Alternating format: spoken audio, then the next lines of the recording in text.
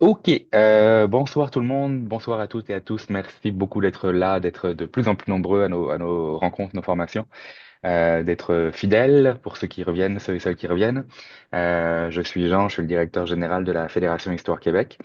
Et vous savez qu'un des mandats de la fédération, c'est de mettre en avant de mettre en avant les compétences et les expertises des gens qui travaillent dans notre milieu, qui sont les membres, les bénévoles qui font vivre ces organismes membres, mais aussi nos partenaires ou, dans le cas de ce soir, nos employés.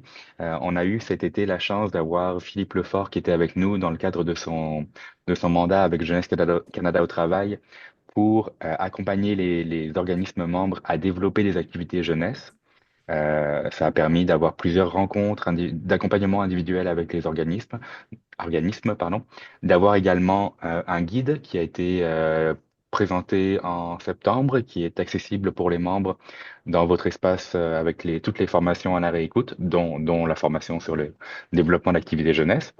Mais Philippe n'a pas été pendant un temps un employé temporaire et modèle de la fédération.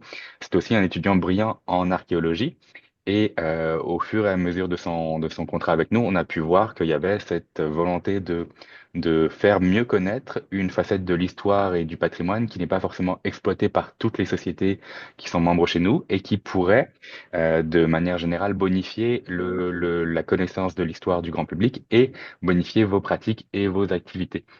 C'est pourquoi il revient quelques minutes, quelques heures, quelques temps avec nous ce soir pour cette formation qui est vraiment quels sont les principes de l'archéologie au Québec. Donc une formation très accessible sur pourquoi l'archéologie au Québec a ce rôle et quel rôle peut-on lui donner dans nos activités de préservation, de transmission de l'histoire.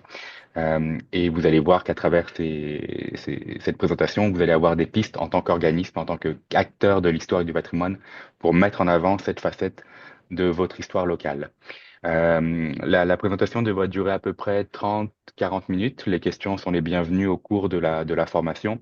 Et puis à la fin, il y aura une période de questions. Et pour répondre à la première des questions, oui, la formation est disponible à la réécoute quand elle sera terminée. Et puis Philippe va nous transmettre son, euh, son visuel de présentation pour ce soir. Merci beaucoup. Philippe, la parole est à toi. Merci beaucoup, Jean. Bonsoir tout le monde. Ça me fait plaisir d'être avec vous ce soir. Je m'appelle Philippe, comme j'en ai dit. Puis, je suis étudiant en archéologie à l'Université de Montréal. Donc, je suis étudiant à la maîtrise. Puis, ça fait maintenant 5 ans en tout que j'étudie l'archéologie, cette belle discipline-là. Puis, mon but, c'est de vous transmettre un peu l'intérêt pour cette discipline-là. Puis, vous transmettre des connaissances donc de base sur l'archéologie et aussi des façons de faire pour intégrer cette science-là donc à votre registre et l'intégrer à vos projets qui ont une portée historique. Donc, très rapidement, en fait, l'archéologie, vous connaissez probablement c'est quoi globalement, mais si je peux faire un résumé très bref, en fait, c'est une science qui étudie le passé, donc à travers les vestiges matériels souvent retrouvés dans le sol, mais ça peut être aussi les vestiges liés à des épaves. Puis ça va être étudié en termes de matériel par le biais de trois types de vestiges différents. Les artefacts qui sont tous les objets qui sont fabriqués par les êtres humains. Donc, on compte, par exemple, un vase en céramique, un outil en os, une arme, peu importe. Donc, tout objet fabriqué par les êtres humains, artefact. Les écofacts qui sont les sortes de détritus naturels trouvés dans un contexte humain, donc anthropique. Donc, ça, c'est la partie un peu plus complexe, mais ça regroupe en fait des restes alimentaires donc retrouvés dans un foyer ou des os d'animaux découpés en vue d'être cuits ou peu importe. Puis les structures qui est notre autre classe de vestiges qui regroupe en fait tout ce qui est une sorte de construction humaine. Ça peut être aussi simple qu'un foyer et aussi complexe qu'un bâtiment où il y a de la maçonnerie, comme par exemple les vestiges d'une église ou d'une maison. Grosso modo, c'est un peu ça, mais évidemment, il y a des définitions plus poussées, mais le but, c'était vraiment juste de faire une petite introduction, euh, toute simple. Puis au Québec, on étudie l'archéologie, en la séparant en deux un peu. Puis c'est quasiment deux champs indépendants euh, qui sont marquée par la présence de spécialistes, donc des deux côtés. C'est l'archéologie qu'on va dire préhistorique, qui va concerner donc les peuples autochtones avant l'arrivée des Français, donc de 12 000 avant aujourd'hui, jusqu'à l'arrivée des Français donc en 1534 avec Jacques Cartier. Puis ça, c'est une discipline qui va s'intéresser donc aux cultures autochtones, puis à des sites qui vont avoir été occupés soit par des groupes nomades, ce qui inclut les sites plus anciens, et pour les sites donc qui ont à peu près 1 000 ans jusqu'à maintenant, il y a aussi des sites qui vont être habités par les populations donc iroquoiennes. Ça va être aussi étudié en archéologie préhistorique. En archéologie historique, évidemment, ça regroupe tout le reste, donc de l'arrivée des Français jusqu'au présent. Puis il y a de l'étude qui se fait aussi pour des sites aussi tardifs que les années 50. Donc parfois on s'intéresse à des sites industriels qui ont été abandonnés depuis, ou par exemple l'industrie forestière, à des sites donc de camps, de chasse. Donc on peut s'intéresser vraiment à des sites plus tardifs, donc plus récents aussi. Grosso modo, ça c'est pas une liste absolument fixe et rigoureuse, mais c'est des étapes grosso modo qui régissent donc le processus de recherche archéologique. Parce que la fouille, c'est évidemment l'élément central qui est beaucoup plus connu, mais la recherche archéologique se fait en plusieurs étapes qui sont vraiment essentielles et qui permettent de faire en sorte que l'archéologie, c'est une science et non seulement donc un hobby qui vise à ramasser des objets. Donc, évidemment, comme dans tout bon projet scientifique, il faut commencer à la recherche archéologique, donc avec une définition des objectifs de recherche et d'une question de recherche. Donc, on doit se questionner déjà à la base, est-ce que c'est nécessaire de faire des fouilles archéologiques? Puis parfois, la réponse, c'est non. Parce que l'archéologie, c'est une science qui est vraiment destructive dans sa nature même. Donc, en fait, quand on fouille un site, on détruit les données, donc, il faut les enregistrer, puis il faut que ça soit indispensable de détruire ce site-là, donc en retirant la terre, le matériel, pour que ça vaille la peine de faire le projet. Parce que ces données-là qu'on extrait du sol ne peuvent évidemment pas être remises sur place euh, donc une autre fois. Donc, c'est vraiment important justement de s'assurer qu'on a vraiment une question de recherche bien établie, puis qu'il y a une grande pertinence à effectuer ce projet-là. Donc, c'est dans cette étape-là qu'on va pouvoir se poser un peu la question qui va englober notre sujet. Donc, par exemple, quel matériel était échangé dans tel site de contact entre les populations françaises autochtones en, je sais pas, 1600. Donc, ça peut être un exemple de question de recherche, évidemment. Mais vous connaissez ça, donc je n'irai pas plus en détail. Puis, c'est important aussi, évidemment, d'avoir un projet qui est réalisable, donc qui n'est pas trop large non plus, afin que le registre archéologique, donc le sol, puisse nous fournir les informations nécessaires pour pouvoir répondre à nos questions de recherche.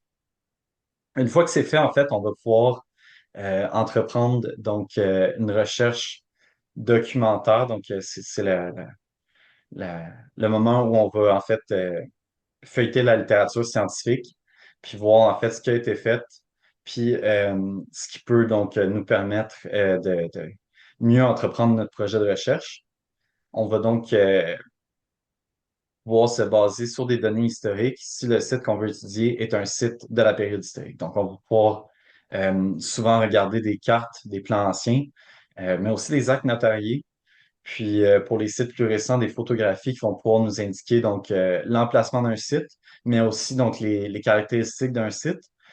Puis ça nous permet donc sur le terrain, après ça, de mieux pouvoir identifier, par exemple, certaines structures et une partie du matériel.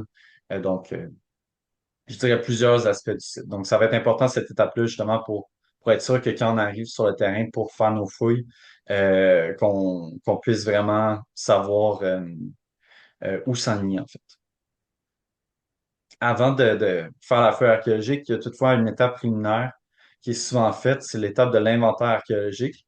Puis ça, c'est un peu une pré-fouille dans laquelle, en fait, on veut localiser les secteurs les plus importants des sites en faisant donc une sorte de fouille préalable à l'appel donc qui est un peu moins précise, mais qui permet de mieux comprendre donc quels secteurs donc sur le site vont livrer le plus d'informations pour répondre à notre question de recherche, ainsi que vérifier la stratigraphie du site, c'est-à-dire la superposition des couches dans le sol associées à des périodes temporelles différentes. Donc, ça va être vraiment l'occasion de se familiariser avec ce que le site peut nous livrer comme information et de mieux pouvoir entreprendre ensuite le processus de fouille archéologique. Oups, pardonnez-moi. Voilà, donc la fouille archéologique, elle va se faire de façon systématique, souvent dans des unités de fouille sous forme de carré de 1 mètre par 1 mètre. Mais parfois, ça peut varier dépendamment de si on travaille avec des plus grosses structures ou dépendamment des contraintes du site. Mais généralement, on va préférer donc faire un petit carré de 1 mètre par 1 mètre qui va se fouiller donc à la truelle, qui est une sorte de petite pelle aussi utilisée en maçonnerie et donc en jardinage. Puis ça va nous permettre d'avoir une précision de la façon qu'on fouille pour qu'on puisse enregistrer le plus d'informations possible. Pendant la fouille, on va en fait écrire dans un carnet de fouille, un journal de fouille, toutes les informations pertinentes qui sont dans le sol. Donc, on va étudier, par exemple, évidemment, le matériel retrouvé qu'on va garder, qu'on va documenter pour pouvoir l'associer à notre unité. Et aussi, on va pouvoir noter la présence, par exemple, de racines, de résidus naturels. Puis toutes ces informations-là, en fait, vont nous permettre de mieux comprendre ce secteur-là précis du site. Puis ça va se répéter à plusieurs reprises pour pouvoir comprendre, donc, par carré de 1 mètre par 1 mètre, notre site en entier. Une fois que cette étape-là est faite, donc que le matériel a été retiré du site, puis qu'on a enregistré ce qui était présent sur le site archéologique, ça va être étudié donc en laboratoire, mais aussi derrière un ordinateur, donc en faire des tests, par exemple isotopiques, donc le fameux test de carbone 14 pour déterminer donc l'âge de matière organique, donc de résidus naturels comme du charbon de bois, par exemple.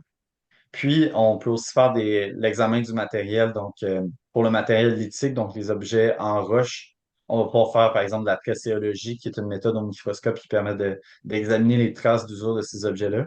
On va aussi étudier, en fait, nos assemblages, donc, c'est-à-dire les collections archéologiques séparées par les catégories d'artefacts. Puis, on va aussi pouvoir donc, essayer justement de reconstruire des objets s'il y a lieu. Donc, si on trouve plusieurs fragments qui appartiennent au même objet, ça va être aussi euh, probablement la période où on va vouloir reconstituer ces objets-là. Finalement, en fait, il faut produire un rapport archéologique destiné au ministère de la Culture et des Communications du Québec parce que en fait, le ministère veut s'assurer donc que le travail archéologique est fait de façon rigoureuse, puis demande donc un compte-rendu pour avoir justement accès à ces données-là euh, qui sont extraites dans le sol. Puis c'est important justement donc de remettre ce rapport-là pour s'assurer donc de la qualité des fouilles, puis s'assurer qu'il n'y a pas de destruction donc inutile des sites, puis que donc c'est un certain contrôle justement du processus de fouille archéologique. Puis c'est aussi le ministère qui est détenteur des permis archéologiques. Donc, c'est le ministère qui décide si une personne ou un organisme peut fouiller sur le territoire québécois. C'est aussi donc, après la diffusion d'un rapport, souvent que les archéologues vont pouvoir faire des conférences, pouvoir publier dans des articles de journaux plus de vulgarisation. Donc, ça, c'est vraiment quand toute la recherche est finie. Maintenant qu'on a vu un peu les étapes du processus de recherche archéologique. Je voulais parler un peu plus de l'archéologie au Québec. Mais avant ça, je me demandais, est-ce que vous aviez des questions? Non, parfait, ben, on va pouvoir continuer. Donc, j'ai fait cette page-là un peu en guise de réponse à une question que j'ai souvent eue. Donc, en fait, quand je dis aux gens que j'étudie en archéologie, parfois les gens vont me dire, ah, fait que ça veut dire que tu dois aller en Égypte. Puis j'ai souvent ce genre de questions-là. Puis au final, en fait, la plupart des gens ne savent pas, mais au Québec, on a vraiment beaucoup de sites archéologiques. En ce moment, c'est plus de 10 000 sites qui sont répertoriés. Puis évidemment, on estime qu'il y en a beaucoup plus parce que, il y en a tout le temps qui sont découverts à chaque année. Donc, surtout dans des projets d'aménagement. Donc, ce que vous voyez sur la carte ici à droite, les sites nordiques, donc qui sont des sites autochtones, ça va être des sites qui sont beaucoup découverts avec les projets de construction, donc liés au barrage hydroélectrique et aux industries, par exemple, forestières, minières. Donc, à chaque fois qu'il y a un projet de construction, il y a des chances qu'un site soit découvert, et ça partout au Québec. Puis aussi, le Québec, c'est plus de 12 000 ans d'occupation continue du territoire. Donc, on retrouve des sites très anciens. Surtout en Estrie, il y a un site qui est très ancien qui s'appelle le site Clichancourt, le site le plus vieux au Québec. Puis on trouve c'est ça, des sites super anciens parsemés partout dans le territoire. Puis on va avoir des sites donc Inuits, autochtones et euro-québécois, donc européens et québécois modernes. Toutefois, en fait, en dépit de la richesse de notre patrimoine archéologique, en fait, c'est une discipline qui est très jeune au Québec, à comparer d'autres disciplines des sciences humaines. Donc, l'archéologie vraiment professionnelle, encadrée, arrive dans les années 1960, 1970. Donc, avant ça, en fait, c'était surtout des collectionneurs qui allaient plutôt piller des sites pour ramener des objets, donc des beaux objets. Ça a été beaucoup ça l'archéologie dans les années 1800, en fait, partout dans le monde, mais au Québec, ça a duré longtemps. Donc, mais justement, l'archéologie est devenue une science assez balisée, donc à partir des années 1960-1970. Puis, on trouve des formations en archéologie dans 6 universités québécoises. Donc, l'Université de Montréal, l'Université Laval, l'Université du Québec à Chicoutimi, l'Université du Québec à Rimouski. Et on trouve des formations d'archéologie un peu plus liées aux études classiques, donc à l'Université McGill et à l'Université Concordia. L'archéologie au Québec se fait donc dans le milieu universitaire, mais se fait aussi dans le milieu de ce qu'on appelle les firmes, donc des sortes de compagnies d'archéologie qui vont surtout intervenir en cas de chantier de construction ou de projet donc de prévention. Puis ces firmes-là, en fait, leur but, ça va être de sauver les informations, de préserver les informations associées à un site qui va être détruit. Je vois qu'il y a une question dans le chat. Où peut-on voir la liste des sites et les détails les concernant? Donc, ça, je vais vous en parler à la fin. Euh, Vous avez déjà donc un site qui s'appelle la Bibliothèque numérique en archéologie, qui vous permet d'avoir une liste du nom des sites, puis leur code Borden qu'on dit, donc un code qui est associé à ces sites-là. Puis pour avoir accès aux documents archéologiques, ça, vous devez vous renseigner avec le ministère de la Culture et des Communications.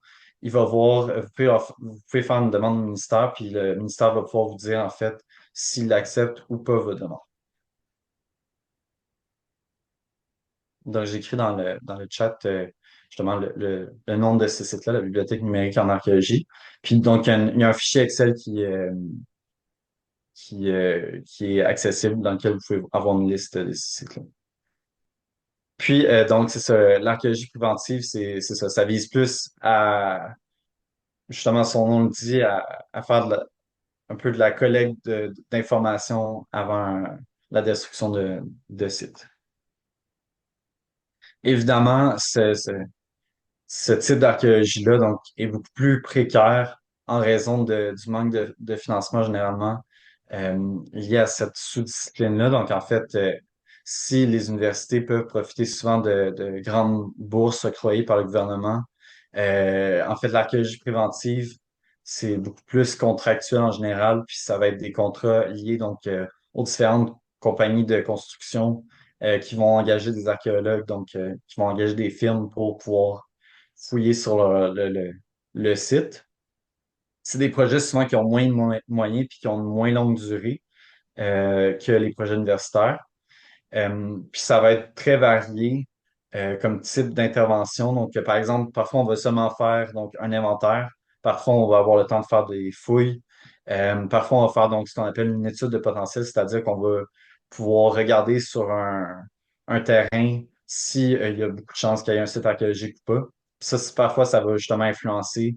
euh, l'entreprise d'un projet de construction, donc de savoir s'il y a beaucoup de chances qu'il y ait un site ou pas. Donc, ça, c'est ce que les firmes font. Puis à l'université, généralement, on va avoir des projets de recherche beaucoup plus longs, avec beaucoup plus de moyens qui vont pouvoir être beaucoup plus exhaustifs, puis proches de un peu de la liste en 6 points que je vous ai présenté tout à l'heure.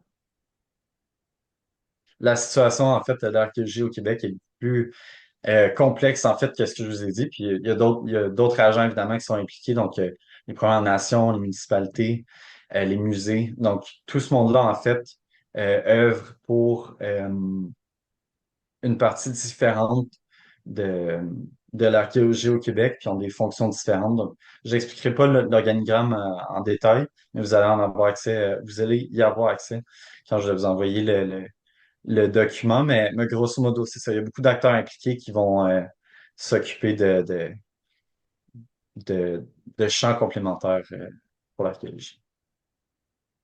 Maintenant que j'ai un peu plus parlé d'un projet, pas d'un projet, d'un un portrait global de l'archéologie au Québec, je vais vous présenter des projets de recherche un peu rapidement qui ont lieu au Québec, puis qui vont vous permettre un peu de saisir comment on fait de l'archéologie au Québec. Donc, le premier projet, en fait, c'est un projet auquel que j'ai participé, qui est le projet de l'Université de Montréal au parc du lac Lémy, donc en Anishinaabe, Kabeshinam, qui veut dire donc lieu de convergence, qui est un projet très récent qui vise à comprendre les échanges interculturels sur les abords de la rivière des Outaouais, donc à Gatineau. Puis c'est un projet qui est aussi lié euh, à l'apprentissage donc des méthodes de fouille pour les étudiants. Donc c'est là que l'université fait en ce moment son école de fouille, donc un peu l'endroit où les étudiants vont apprendre à faire des fouilles.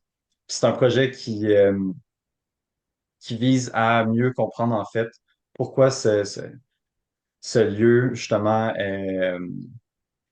pourquoi il y a des populations différentes qui ont convergé sur ces lieux-là, puis quelles formes d'échanges interculturels ont eu lieu donc sur ce site-là. Donc, le but, c'est de comprendre en fait vraiment cette convergence-là justement de culture, puis de mieux comprendre quelles populations se sont déplacées là. Ici, en fait, le projet de fouille de l'île autour, c'est un projet qui est préventif, puis qui s'est étendu de 1991 à 2006, mais pas de façon continue, mais de façon intermittente, qui est lié en fait souvent au projet de construction du pont de l'île aux Tourtes. Donc, il y a eu beaucoup évidemment de réparations, il y en a encore euh, sur le pont de l'île aux Tourtes, donc qui est sur l'autoroute 40. Puis, sur une petite île entre Vaudreuil-Dorion et Montréal, il y a eu une occupation donc franco-autochtone au début du 18e siècle, qui était une mission en fait religieuse euh, euh, fondée par les Sulpiciens pour convertir les Autochtones. Donc, sur ce site-là, en fait, on a trouvé des vestiges d'églises, on a trouvé des vestiges associés à un fort, donc aussi des sépultures. Donc, le but de ce projet-là, c'est de comprendre avec une perspective historique et à partir des données historiques, en fait, cette occupation-là, euh, justement interculturelle, sur l'île autour. Donc, ça, c'est un autre exemple de projet archéologique. Ce qui m'amène à vous, vous proposer d'intégrer la recherche archéologique en histoire, parce que selon moi, ces deux disciplines-là, en fait, sont très connectées entre elles, même si en fait, il y a un certain clivage. Évidemment, les deux visent à comprendre le passé de façon très différente, mais il y a une certaine complémentarité de l'archéologie dans les études historiques parce que souvent, elle permet de relater donc des informations qui sont inexistantes dans les archives. Donc, par exemple, la vie quotidienne et je dirais même l'histoire des groupes qui étaient non élitaires. Donc, par exemple, justement, la classe populaire et donc les gens qui n'ont pas écrit. Puis ça permet justement de retrouver dans ça donc la culture matérielle associée à ces gens-là, puis mieux comprendre le mode de vie des individus donc qui faisaient pas partie de l'élite. Donc, par exemple, lors du régime français. Donc, ça va vraiment être important selon moi, d'utiliser cette science-là pour avoir un portrait plus général de, donc, par exemple, la société, française, de la société donc industrielle, en ayant un portrait beaucoup plus global, donc lié à la culture matérielle et lié aux données historiques. Donc, selon moi, il y a vraiment un lien bien important entre les deux disciplines. Puis aussi, donc, on a une discipline donc, qui est l'archéologie historique, qui se fonde vraiment beaucoup sur les archives historiques. Un bon exemple, c'est donc évidemment le musée Pointe-à-Calière, où il y a les traces du premier fort donc, de Montréal. Puis ce projet-là, en fait, de fouilles de Pointe-à-Calière qui s'est étendu donc dans les années 90, 2000. C'est un projet qui a mis en commun donc les archives historiques et justement l'archéologie et les découvertes qui se faisaient sur le terrain. Puis ça a créé justement un musée qui est un des plus importants au Québec, puis qui nous permet d'avoir une compréhension globale de ce qui s'est passé donc sur le site de fondation donc de Villeneuve. Ouais, une Je vois qu'il y a une question. autre question dans le chat. Oui, c'est ça, exact. Je l'ai. Euh, fait que, donc, est-ce la même chose en archéologie subaquatique? Oui, donc en archéologie subaquatique, les étapes vont être légèrement différentes. Ben, en fait, surtout pour la fouille. Mais on a moyen donc de fouiller sous l'eau. C'est des gens souvent qui sont formés en plongée sous-marine aussi. Puis, donc, ils vont avoir des équipements spécialisés, puis même des crayons qui permettent d'écrire sous l'eau. Mais les étapes, donc, demandent une grande rigueur aussi. Puis, c'est important justement d'avoir même une formation supplémentaire pour que l'aspect plongée sous-marine, en fait, gêne plus les individus qui font ce mode d'archéologie-là. Puis que l'archéologue puisse vraiment se concentrer sur la fouille. Donc, mais ouais, le processus d'archéologie subaquatique, se fait un peu de façon similaire. Puis souvent, en plus, l'archéologie subaquatique, souvent, on a beaucoup d'informations historiques liées à ça. Par exemple, je pense à l'épave du Machaut, qui est un navire français. Donc, souvent, dans les sources, on sait que ah ouais, tel navire a coulé, puis c'est un navire qui contenait telle marchandise. Donc, en fait, souvent, les épaves, c'est quelque chose qui peut être très bien compris historiquement. Puis donc, pour ajouter à mes points précédents, je considère aussi que vous pouvez découvrir donc des pans d'histoire différents de votre région en explorant en fait son patrimoine archéologique. Parce qu'évidemment, comme je l'ai dit, c'est pas tout ce qui s'est fait dans le passé, évidemment, qui va être écrit. Donc, connaître les sites de votre région, ça permet de comprendre d'autres aspects de la vie des gens, euh, des aspects parfois plus révélateur pour la plus grande majorité de la population de l'époque. Puis, évidemment, l'archéologie, c'est une discipline qui est pas mal populaire auprès du public, donc c'est une bonne occasion aussi de faire des conférences, des activités, des expositions que le public va apprécier. Donc, c'est sûr, c'est pertinent de parler d'archéologie si vous voulez donc avoir un grand public supplémentaire qui s'intéresse à ça. Puis, sinon, en fait, pour ce qui est lié donc au passé autochtone, il y a la tradition orale qui nous permet de comprendre en fait l'histoire autochtone pré-européenne. Mais outre la tradition orale, en fait, c'est seulement la recherche archéologique qui peut nous aider à comprendre donc l'occupation autochtone du territoire. Donc, c'est aussi une façon de comprendre en fait l'histoire un peu de tous les habitants du territoire québécois.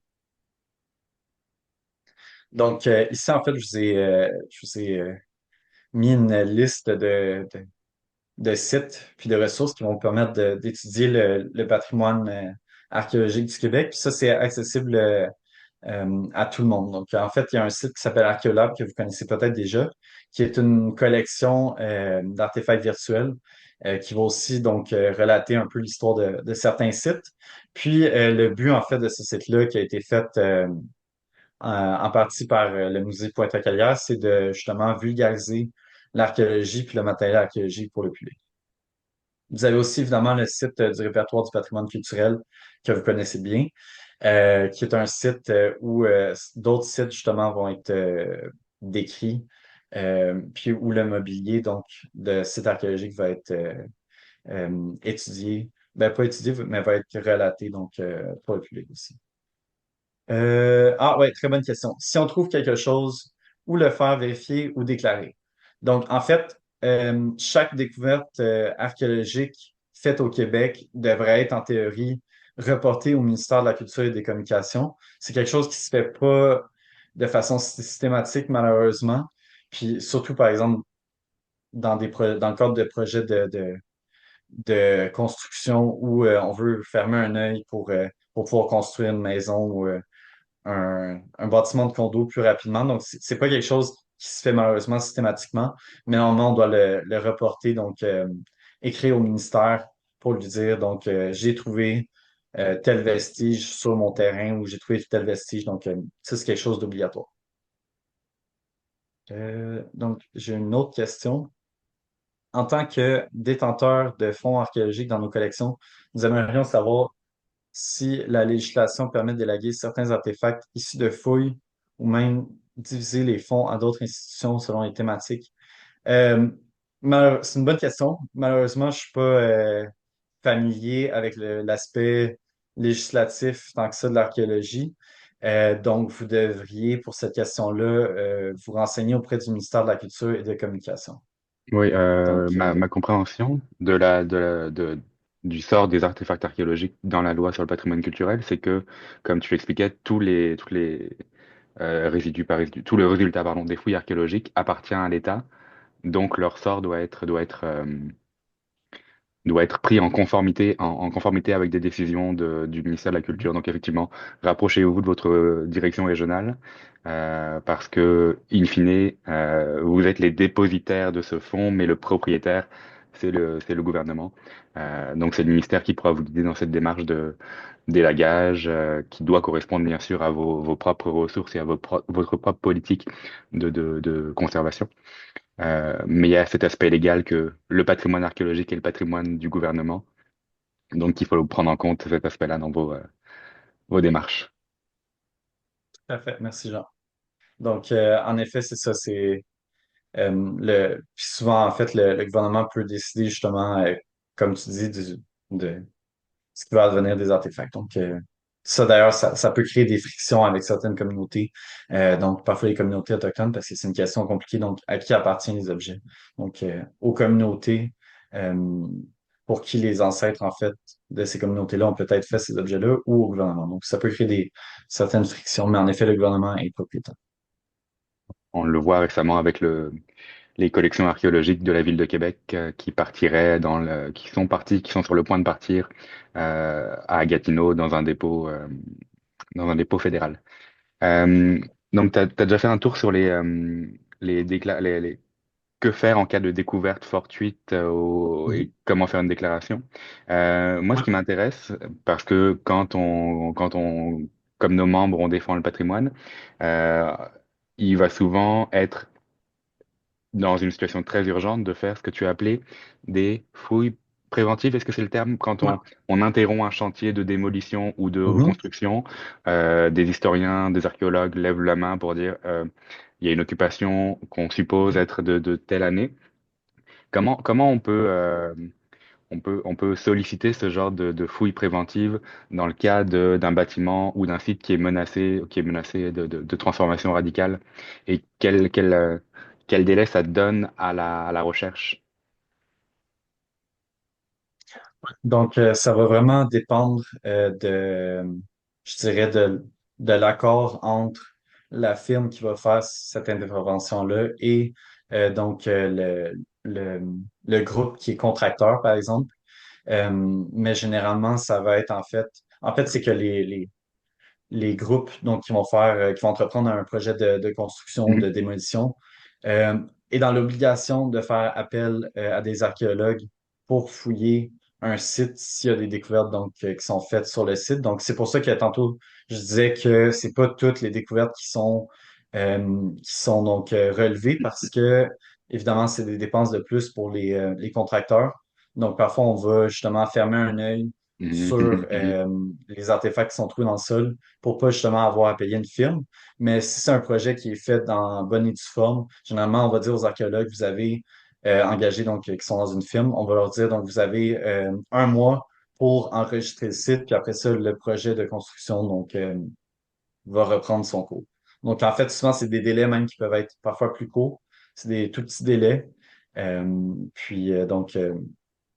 C'est souvent pour ça qu'on l'archéologie préventive, en fait, c'est très précaire, en fait, comme science, parce qu'on ne peut pas relever toutes les informations du terrain, généralement, en peu de temps. Ok, J'ai mais une en- autre question, donc, dans le chat. À plus petite échelle, j'ai trouvé une pointe de flèche sur mon terrain. Est-il possible de la faire regarder par quelqu'un pour savoir si c'est bien cela? Ça aussi, c'est une découverte que vous devez, justement, faire parvenir au ministère de la Culture et des Communications. Donc, c'est important de leur écrire puis d'envoyer une photographie justement pour voir s'il s'agit bel et bien en effet d'un artefact. Puis dans ce cas-là, le ministère va décider ou non s'il va investiguer sur votre terrain si justement il y a un gros potentiel archéologique. Mais ça va être justement déterminé par le ministère. Donc, je vais continuer, j'avais bientôt fini, mais j'ai d'autres ressources à vous présenter. Il y a aussi le site de la BANQ, évidemment. J'ai appris récemment, en fait, quand je créais justement ma formation, qu'il y a des rapports de fouilles, par exemple ceux de la Ville de Québec, qui ont été mis sur le site de la BANQ, qui sont accessibles à tous. C'est pas la majorité, évidemment, des rapports archéologiques qui sont accessibles, mais vous avez quand même une bonne quantité de données qui sont décrites de façon un peu scientifique et moins accessible, mais que vous pouvez étudier quand même gratuitement. Il y a aussi évidemment Google Scholar, qui a beaucoup d'articles québécois qui vont porter sur l'archéologie. Donc, d'habitude, ce qui est sur Google Scholar aussi est accessible.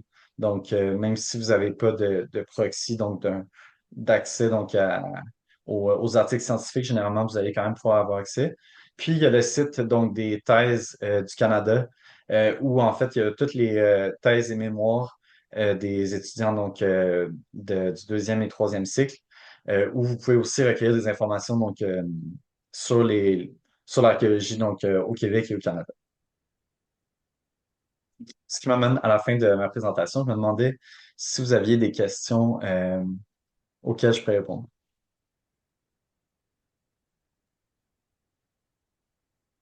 On a une main levée, Oui, donc, Madame Stéphanie Courchaine. Oui, je me posais une question.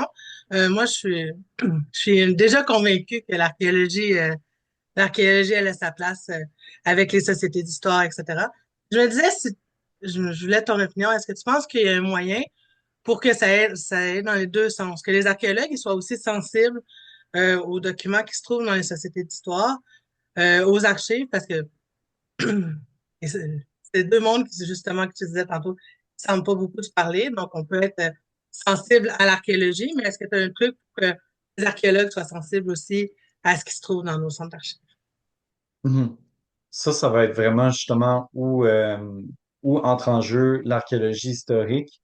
Donc, vraiment cette discipline-là dans laquelle on va mélanger histoire et archéologie, puis qui va s'intéresser à ce qui est plus contemporain, plus récent, mais en fait, ce qui est écrit aussi.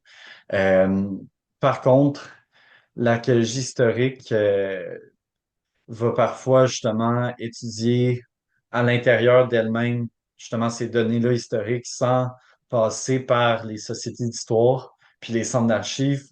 Euh, Puis je pense aussi qu'un des problèmes au Québec, c'est qu'on n'a pas on n'a pas vraiment de société d'archéologie. Il y en a quelques-unes, il y a des sociétés d'histoire et d'archéologie, mais en fait, l'archéologie, c'est quelque chose qui est peu vulgarisé euh, à l'échelle du Québec. Les musées le font, puis d'autres organismes comme Archéo-Québec le font, mais c'est quand même quelque chose qui est souvent peu accessible comme données. Donc, ça fait que justement, cet écart-là, puis il y a peut-être ce manque de communication-là qui fait en sorte que justement, euh, il va pas avoir une très grande collaboration du milieu de l'archéologie, donc avec le milieu de l'histoire.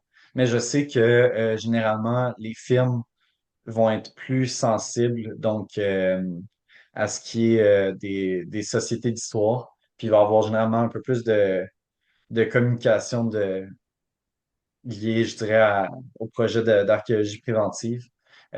Surtout dans les petites municipalités.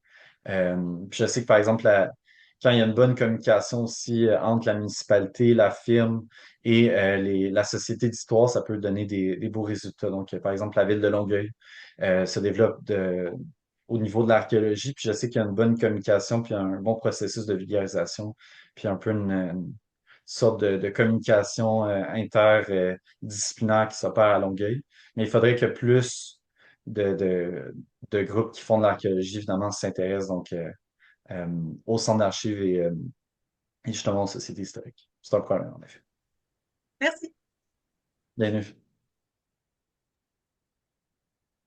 Puis un des points que j'aimerais qu'on retienne ce soir, c'est que l'archéologie, tout comme les sociétés d'histoire, vont permettre de construire une histoire qui n'est pas celle qu'on connaît par les archives, les livres, l'histoire qu'on pourrait appeler celle universitaire, qui est celle plus citoyenne, qui prend des formes orales ou transmises par d'autres manières que le texte. Donc il y aurait un point d'ancrage, il y a un point d'ancrage très intéressant avec l'ancrage local que les sociétés d'histoire jouent sur le terrain, là où il y a des manques d'institutions plus établies, plus scientifiques de l'histoire. Les citoyens sont là pour la faire vivre et la transmettre. Et l'archéologie va aussi jouer, de ce que j'en comprends, ce rôle-là de nuancer, d'apporter d'autres manières de concevoir l'histoire, de compléter l'histoire, de Mhm. complémenter l'histoire. D'où le fait d'avoir cette formation ce soir, de se dire est-ce qu'on a vraiment toutes les clés en main pour avoir la richesse de notre territoire, ou est-ce qu'on peut aller chercher plus loin? Est-ce qu'on peut aller prendre des outils à d'autres disciplines connexes? Est-ce qu'on peut solliciter d'autres savoirs qui ne sont pas forcément dans notre ligne dans notre point de vue, mais au contraire, comment on peut avoir l'histoire la plus complète et la plus accueillante, parce qu'il y a aussi cet enjeu d'accueillir toutes les voix, y compris les voix autochtones, y compris les personnes qui n'ont pas laissé de traces écrites pour différentes raisons, comment l'archéologie va pouvoir nourrir la connaissance d'un endroit. On a une question, Pauline Fagui-Girard, est-ce que tous les sites de fouilles sont remblayés lorsque les fouilles sont terminées? Oui, donc en fait, la plupart du temps, oui, mais parfois on décide de mettre en valeur un site archéologique, par la construction, par exemple, d'un musée, ce qui est le cas pour le site de Pointe-à-Calière, qui est évidemment un site qui était trop important pour être juste réenterré, remblayé. Donc, c'est pour ça qu'on a décidé d'en faire un musée où on expose des collections et les artefacts qui ont été retrouvés sur place. Mais règle générale, donc en général, il y a des fouilles qui sont faites, le matériel est extrait. Après ça, ça va être malheureusement remblayé. Puis des fois, quand on est chanceux, il y a une petite plaque qui dit ah, ici, il y avait tel site. Donc ça, c'est quelque chose qui est quand même déplorable, mais qui fait partie de la discipline, malheureusement. Donc, ça va dépendre un peu de l'occasion. Puis pour ajouter à ce que tu dis, Jean, en fait, euh, de plus en plus, on a des projets d'archéologie, autant au niveau universitaire qu'au niveau des firmes qui vont être collaboratifs dans leur Mhm. approche. Donc, on a des projets qui sont collaboratifs avec les peuples autochtones et aussi avec la population, le reste de la population, qui vont viser en fait à permettre aux citoyens de s'impliquer justement dans le processus de recherche archéologique. Donc, il y a des fouilles publiques qui se font un petit peu partout au Québec. Surtout pendant le mois d'août, qui est le mois de l'archéologie. Donc, si c'est quelque chose qui vous intéresse, vous pouvez vérifier cela sur le site d'Archéo-Québec.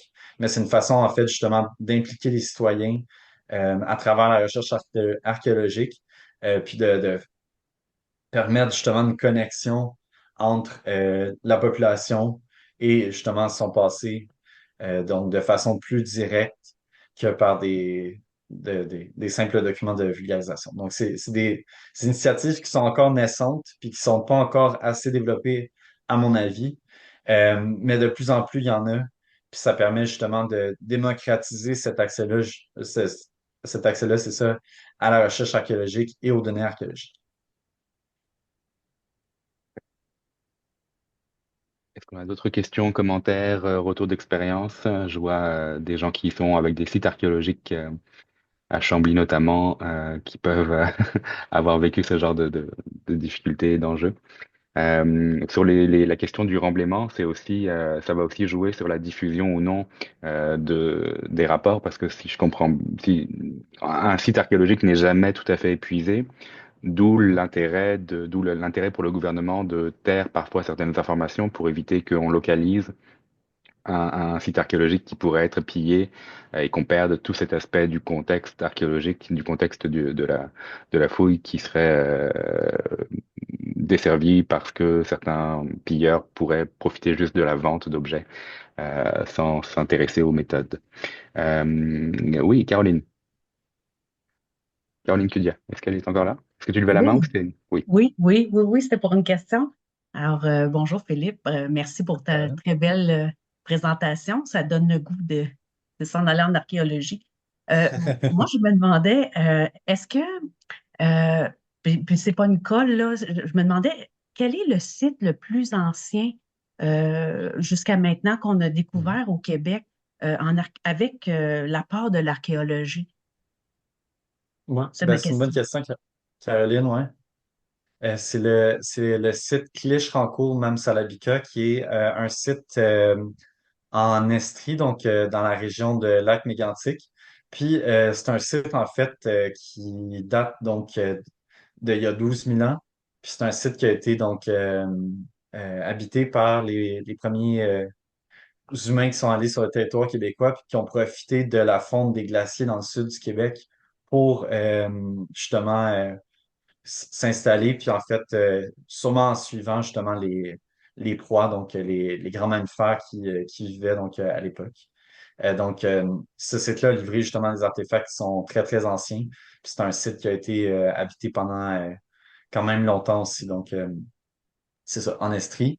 Puis après ça, un problème avec les sites très anciens, c'est que plus que le site est ancien, plus que ça va être des sites rares, non seulement à cause évidemment de la question de la population à l'époque.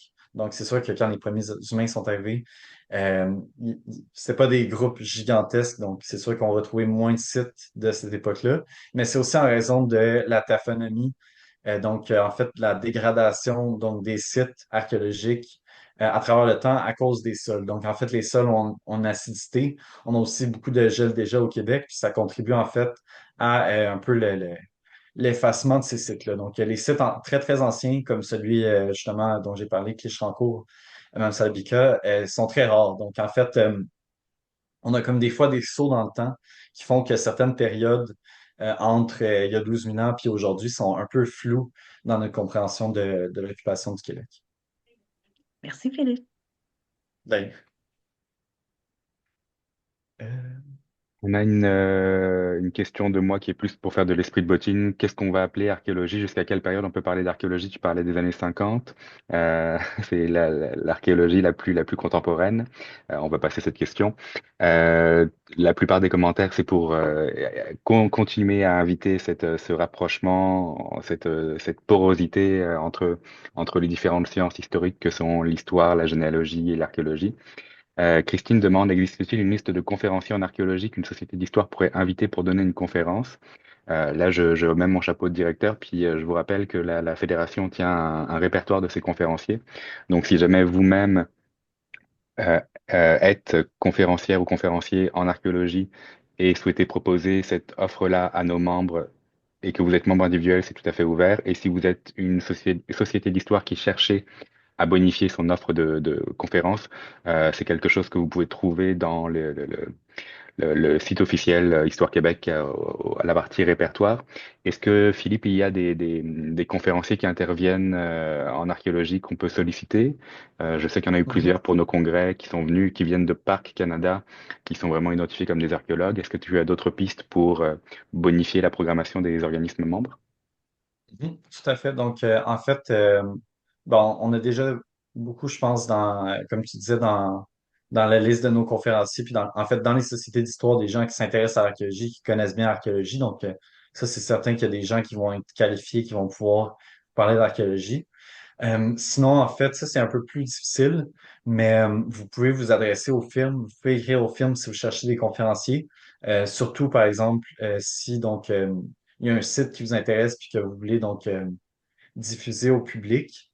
Si un site qui a été fouillé donc, dans votre municipalité, vous pouvez écrire à la firme qui a fait les fouilles, puis parfois il va y avoir justement des conférences qui sont faites par les firmes pour décrire en fait les résultats des fouilles. Donc, c'est quelque chose qui se fait.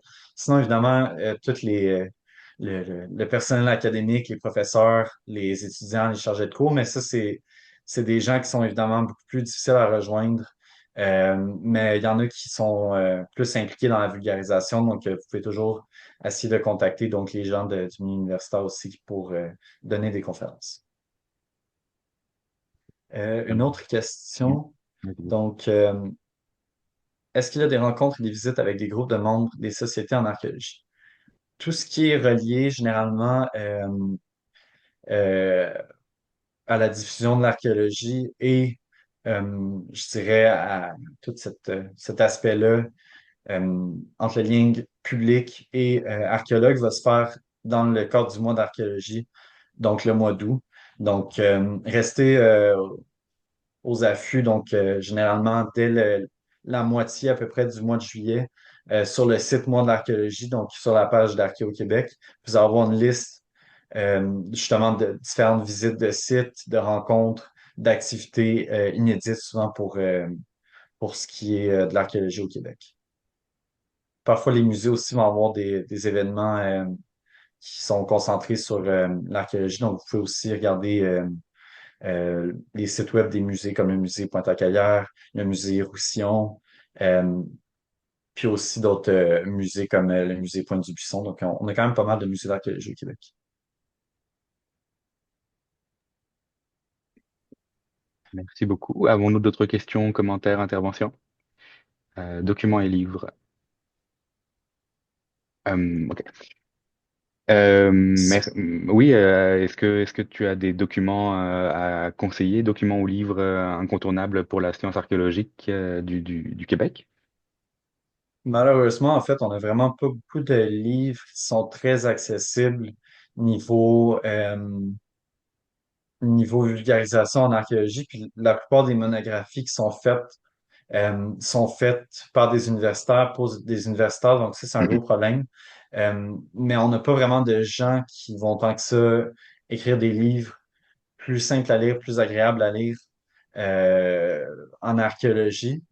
Mais c'est quelque chose à regarder, par exemple, dans les, euh, les librairies par exemple, de Pointe-à-Calière ou d'autres musées où il va y avoir des livres justement qui sont vendus, qui sont proposés.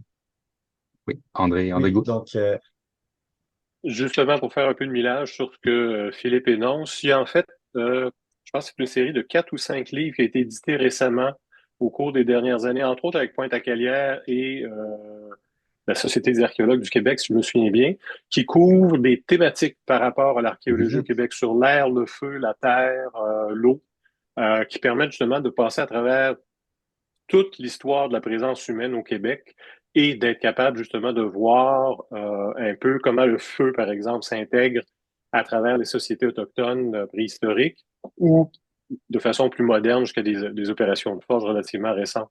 On les trouve assez facilement en librairie. Je crois que c'est sous édition de l'Homme. Je suis pas 100% sûr. Merci pour votre intervention. En effet, c'est une bonne série de livres que j'ai eu l'occasion de lire qui est beaucoup plus accessible et qui est super intéressante. Donc, c'est ça, c'est vraiment lié aux éléments. Donc, vous tapez Terre, livre archéologique, vous devriez le trouver. Puis c'est ça, c'est une série. Sinon, je viens de me souvenir, il y a aussi donc un livre qui s'appelle Les Iroquoiens, Peuple du maïs, qui va un peu parler de la culture iroquoienne du Saint-Laurent, donc qui est la culture que, que Jacques Cartier a rencontré dans ses voyages au Québec. Donc, ça aussi, c'est un livre justement, qui se veut un peu parler de l'histoire globale de ce peuple-là. Donc, ça, c'est un livre qui est relativement accessible aussi. Et chose assez extraordinaire, je dois complimenter mes collègues archéologues qui, en tout cas, peut-être je suis toujours tombé sur des bons, mais qui en général sont d'excellents communicateurs. Ils sont passionnés par leur domaine, un peu comme Philippe l'a fait ce soir, et qui sont capables de l'expliquer généralement à beaucoup de gens avec beaucoup de passion. Mais peut-être je suis tombé sur les bons archéologues, les autres n'osent pas sortir en public, je ne sais pas trop. Mais en général, ils sont très parlables, surtout si vous leur payez une bière en plus. C'est un beau mot de la fin. Merci beaucoup, André. Parfait. Donc, vous avez dans le chat, effectivement, je vous ai trouvé le feu. Hop, hop, hop, hop, juste vérifier. La Société d'histoire et de généalogie de Belley-Mont-Saint-Hilaire a publié un numéro d'octobre 2024 de son bulletin Les Cahiers d'Histoire avec un article sur le riche héritage archéologique de la vallée du Richelieu par Michel Gagné, archéologue. Parfait. Effectivement, euh, si vous ne l'avez pas encore fait, intéressez-vous au patrimoine archéologique pour en faire des articles de vulgarisation Mhm. scientifique. C'est probablement la meilleure manière de mettre le pas dans la porte et d'ouvrir cette collaboration. Merci beaucoup à tout le monde. Merci Philippe. On espère te retrouver bientôt. Pour tout le monde, tous les autres, si vous êtes en Montérégie, nous avons notre rencontre régionale le 3 décembre à Saint-Hyacinthe. On espère que vous serez des nôtres. Le 23 janvier, pardon, c'est comme un blanc. Le, en janvier, nous avons une formation sur le recrutement des bénévoles, le 23 janvier. Et le même jour, bien joué, nous avons notre rencontre régionale à Montréal, si vous êtes dans le coin ou plus proche. Et puis le 20 février, nous serons avec plusieurs membres du Saguenay, du Centre du Québec et de Montréal pour parler des archives au Québec en parlant de archives audiovisuelles, diffusion dans un catalogue et intelligence artificielle. Vous pouvez retrouver toutes ces informations-là sur la page Histoire Québec à l'onglet événements. Merci à tout le monde, merci beaucoup et puis passez une bonne soirée à la prochaine fois. Merci pour votre participation, tout le monde. Merci.